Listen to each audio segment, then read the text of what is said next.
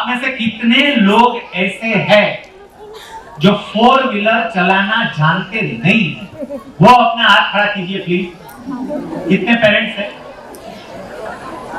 Thank you, आभार। અને તોય આમાં કેટલા બેમાંથી એકયમાં હાથ ઊંચા ન કર્યા, દૂધ પાકમાં જ રહ્યા બોલો। આપણે દૂધ પાકમાં આમાંય નહીં દૂધ પાક।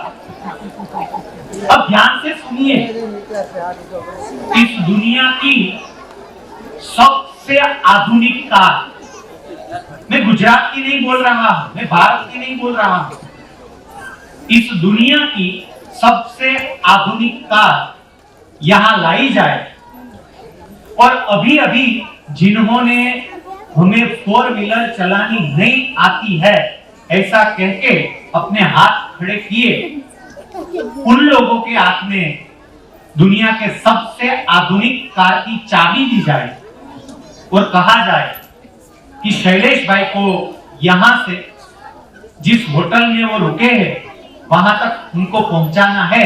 आप जरा काम कीजिए, यहां से 3 किलोमीटर की दूरी पर वो होटल है, आप शैलेश भाई को वहां पहुंचा दीजिए। क्या होगा जरा सोचिए। मैं होटल पहुंचू या ना पहुंचू, हॉस्पिटल जरूर पहुंचू। और ऐसा भी हो सकता है कि हॉस्पिटल बाईपास हो जाए और सीधा ऊपर ही चला जाओ, ऐसा भी हो सकता है। गाड़ी चलानी ही नहीं आती है, दुनिया की सबसे आधुनिक की कार क्यों ना हो। अब दूसरी बात, यहां एक सामान्य कार लिया जाए, सामान्य कार लेके यहां रखी जाए। मारुति फ्रंटी है, नई कार भी नहीं है, पुरानी कार है, पुरानी मारुति फ्रंटी लाके यहां रखी जाए और अभी अभी हमें कार चलानी आती है ऐसा कह के जिन्होंने अपने हाथ खड़े किए थे उनके हाथ में चाबी दी जाए और कहा जाए कि शैलेश भाई को यहां से बड़ौदा तक जाना है, आप उनको वहां तक पहुंचा दीजिए। साहब, बड़ौदा नहीं, कार चाहे पुरानी क्यों न हो, कार चाहे सामान्य क्यों न हो, पर जो कार चलाना जानता है वो मुझे बड़ौदा नहीं, अहमदाबाद तक या तो राजकोट तक भी पहुंचा सकता है। आप समझ लीजिए कार कितनी आधुनिक है, इससे ज्यादा महत्व इस बात का है कि कार चलाने वाला कितना तैयार है। ऐसे ही परमात्मा ने संतान रूपी कार आपको कैसी दी है, इससे भी ज्यादा महत्व का यह है कि इस कार चलाने वाले माता पिता आप कितने तैयार हैं। कई परिवार ऐसे हैं जहां परमात्मा ने दुनिया की सबसे अच्छी कार जैसे संतान दी, इतनी क्षमता वाले संतान दिए, पर वो कार चलाना आता ही नहीं है और इतनी क्षमता वाले संतान की कार की देखो भी बर्बाद कर देते। और कई पेरेंट्स ऐसे हैं जिसके यहाँ परमात्मा ने सामान्य संतान दिए हैं पर फिर भी वो कार चलाना जहां देखा, जो अन्वी जांजरूकिया है वो यहाँ पे योग के सब आसन आपको दिखा रही थी। शायद आप में से कई लोगों को ये पता भी नहीं होगा कि जो अन्वी है वो नॉर्मल चाइल्ड नहीं है, आपके बच्चे जैसी नॉर्मल चाइल्ड नहीं है, वो मेंटली डिस्टर्ब है, जिसे हम डाउन सिंड्रोम कहते हैं। वो डाउन सिंड्रोम पेशेंट है, कई शारीरिक दिक्कतें हैं, उसके बावजूद उनके पेरेंट्स इतनी अच्छी तरह से ये बच्ची को तैयार कर सके कि राष्ट्रपति अवार्ड तक वो सूरत के लिए लाए। आप समझिए, मैं कह रहा हूं कि कई माँ बाप इसमें से ऐसे होंगे जिनके यहाँ बच्चे इतने प्रतिभाशाली होंगे पर हम उस बच्चे की प्रतिभा को बाहर लाना जानते ही नहीं। अब इतनी पूर्व भूमिका के बाद मैं आपसे ये कहूंगा कि हमें क्या करना चाहिए, हम क्या करें ताकि बच्चे की प्रतिभा हम बाहर ला सकें। सबसे पहले तो ये समझ लीजिएगा, आपकी अगर कोई सबसे बड़ी मिल्कियत है, अगर आपकी सबसे बड़ी पूंजी है तो सिर्फ और सिर्फ आपके संतान ही है। ये समझ लीजिए, आपके संतान ही आपकी सबसे बड़ी पूंजी है, आपकी सबसे बड़ी मिल्कियत है। वो संतान में क्षमता है, एक छोटी सी कहानी आपसे कहना चाहूंगा, जरा ध्यान से इस कहानी को सुनिए। मैं जैसे यहाँ प्रवचन करने के लिए आया, एक वक्ता थे जिसका प्रवचन पोरबंदर में था, महात्मा गांधी की जन्मभूमि। तो उस वक्ता ने सोचा कि मैं पोरबंदर में जा रहा हूं तो मैं महात्मा जी के जीवन के बारे में बोलूं, मैं गांधी जी के जीवन के बारे में बोलूं। और उन्होंने मन में ही तय कर लिया कि जब मैं बोलने के लिए मंच पर जाऊंगा तो मेरे प्रवचन की शुरुआत मैं ऐसे करूंगा, सामने जो लोग बैठे होंगे उसमें से किसी एक को मैं खड़ा करूंगा, उससे प्रश्न पूछूंगा। मेरा प्रश्न ऐसा होगा कि जिसके जवाब में जो व्यक्ति खड़ा हुआ है उसको गांधी जी बोलना पड़ेगा। प्रश्न ही ऐसा होगा, वो जवाब में गांधी जी बोलेगा और मैं उसे अभिनंदन देके नीचे बैठने के लिए कहूंगा और बाद में बोलूंगा कि मैं यही गांधी के बारे में आपसे बात करने वाला हूं। ऐसा सोच के वो प्रवचन करने के लिए गए, उसकी बारी आई, स्टेज पे आए, सामने जो लोग बैठे थे, एक 15 साल का बच्चा था। बच्चे से बोले बेटा अपनी जगह पे खड़े हो जाओ, वो बच्चा खड़ा हो गया। ये वक्ता बच्चे से पूछता है, बेटे मैं तुझे एक सवाल कर रहा हूं, मुझे जवाब देना। बेटे मुझे सिर्फ यही जानना है कि तुम्हारे गांव में कौन से महापुरुष का जन्म हुआ है, उसका नाम दो। वक्ता को था कि अभी बोलेगा महात्मा गांधी और मैं प्रवचन की शुरुआत करूंगा। पर वो बच्चा बोलता है कि मेरे गांव में किसी महापुरुष का जन्म नहीं हुआ। बच्चे ने जवाब ऐसा दिया तो ये तो बोल नहीं सकता था, आगे प्रवचन शुरू नहीं हो रहा था। उसने कहा कि देख बेटे, मैं तुझे जवाब दे सके इसके लिए कुछ हिंट देता। बेटे पोरबंदर में तुम्हारे गांव में एक ऐसी व्यक्ति का जन्म हुआ था जिसने हमारे देश को आजाद करवाया।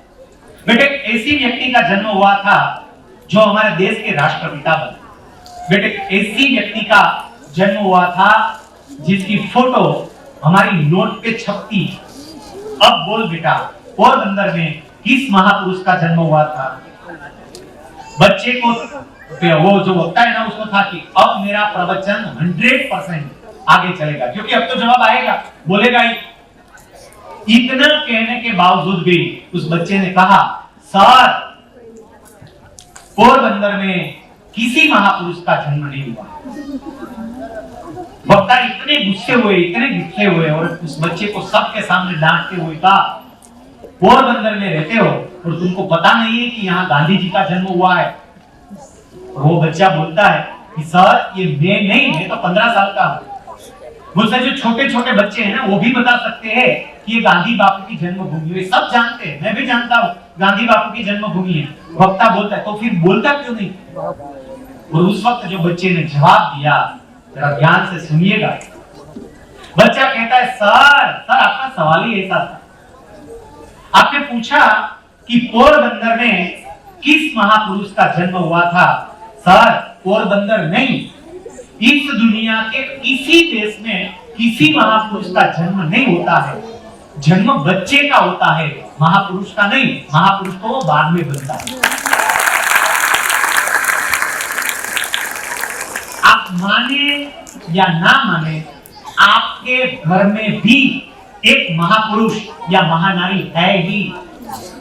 उसमें छिपा वो महापुरुष या महानारी निकालने में आप सफल होते हो या नहीं होते हो, वो आप पे निर्भर करता है, सिर्फ स्कूल पे नहीं।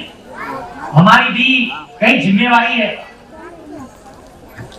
અહીંયા જેટલા બેઠા છે, ગુજરાતી અધિક છે, મેં જોયું હમણાં વાત કરી, 5% હિન્દી વાળા હતા, થોડું હિન્દી પણ લેતા જશું, ગુજરાતી પણ લેતા જશું। સમજો જરા, આપણે ત્યાં બાળકનો જન્મ થયો છે, સહજતાથી બાળકનો જન્મ થયો છે અને આપણને ખબર જ નથી કે એનું મૂલ્ય શું, કારણ કે બાળક સહજતાથી આવી ગયું। તમને ખબર ન હોય તો તમારા ધ્યાન પર મૂકું, જરા વાલીઓ કાન ખોલીને સાંભળજો। આ દુનિયાની અંદર દર વર્ષે 45,000 કરોડ રૂપિયાની દવા પીવાય છે માતા પિતા બનવા માટે, અને છતાંય કેટલાય માતા પિતા બની શકતા નથી. 45,000 કરોડ રૂપિયાની દવા પીવાય છે, અને આપણને સાવ સહજતાથી બાળકો પ્રાપ્ત થઈ ગયા એટલે એ બાળકોની આપણને કોઈ કિંમત જ નથી. સાહેબ, કેટલીક વ્યક્તિ પોતાને ત્યાં બાળકનો જન્મ થાય એ માટે એટલા પ્રયત્નો કરે છે, એટલો ખર્ચો કરે છે, અને છતાંય પરમાત્મા એને સંતાનનું સુખ આપતા નથી, જે સુખ અહીંયા બેઠેલા તમામ માતા પિતાને મળ્યું છે, પણ ક્યાંક ને ક્યાંક આપણને એનું મૂલ્ય સમજાતું નથી. આ દુનિયાની એક વિચિત્રતા તમને કહું, તમારે કોઈ પણ કામ કરવું હોય તો એ કામ કરતા પહેલા એની તાલીમ લેવી પડે, શીખવું પડે, પછી એ કામ થાય. અન્વીએ અહીંયા સરસ મજાના આસનો રજૂ કર્યા, તો એ સીધી આવીને આસનો રજૂ નહીં કરતી હોય. એમના પપ્પા જોડે હું વાત કરતો હતો તો એમણે કહ્યું કે એમણે 3 મિનિટના પરફોર્મન્સ માટે ઘરે ખૂબ પ્રેક્ટિસ કરી, ખૂબ તૈયારી કરી, ખૂબ તાલીમ લીધી, પછી અહીંયા આવી. તમારે કોઈ પણ કામ કરવું હોય, ડોક્ટર બનવું હોય 5 વર્ષ તાલીમ લેવી પડે, પછી હાથમાં ઇન્જેક્શન પકડાય. એન્જિનિયર બનવું હોય 4 વર્ષ તાલીમ લેવી પડે, પછી નકશાઓ તૈયાર થાય. શિક્ષક બનવું હોય 1 કે 2 વર્ષ ટ્રેનિંગ લેવી પડે, પછી હાથમાં ચોક પકડાય. સાહેબ, હીરા ઘસવા હોય ને તોય પેલા ટ્રેનિંગ લેવી પડે, શીખવું પડે, પછી હીરા ઘસાય. પણ આ દુનિયાનું સૌથી અઘરામાં અઘરું જો કોઈ કામ હોય, અને છતાંય સૌથી અગત્યમાં અગત્યનું જો કોઈ કામ હોય તો એ માતા પિતા તરીકેનું કામ છે. અને દુઃખ સાથે કહેવું છે કે મા-બાપ બનવાની ટ્રેનિંગ ક્યાંય છે, તાલીમ જ.